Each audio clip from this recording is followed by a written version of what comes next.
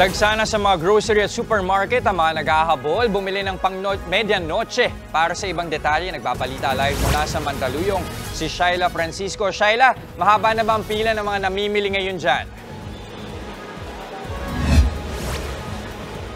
Jess, tama ka dyan, no? Mga umiiwas sila sa New Year rush o dagsa ng tao ang namimili ngayon para sa ihahanda nila sa medianoche. Posible daw kasi mas mahaba pa sa pila na ito ang makita bukas kung kailan wala ng pasok ang mas maraming manggagawa. Yung iba din uuwi na ng probinsya kaya ngayon na namili.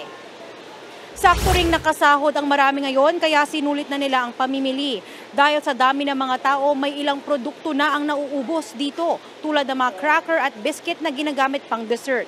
Karamihan sa mga nilalagay nila sa kanilang cart o basket dito ay mga sauce para sa carbonara, food salad, alak at soft drinks.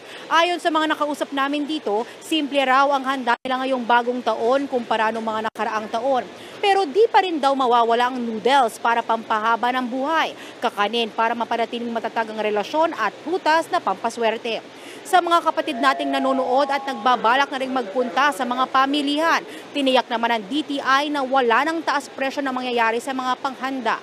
Patuloy ring nakatutok ang DTI laban sa mga mapansamantalang retailer. Just payo naman ng ilang supermarket owners, may ilang brand naman na mas mura na pwedeng alternatibo sa mas mahal na brand.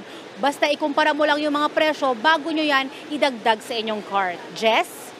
Okay, Shaila, i-message ko na lang sa yung ipapag-grocery namin pang medianoche. Maraming salamat, Shaila Francisco. Mga kapatid, Jess De Los Santos po, huwag magpahuli sa mga umaaksyong balita at napapanahong issue sa bansa. Para sa mas malawak na balitaan, mag-subscribe at mag-follow sa social media pages ng News 5.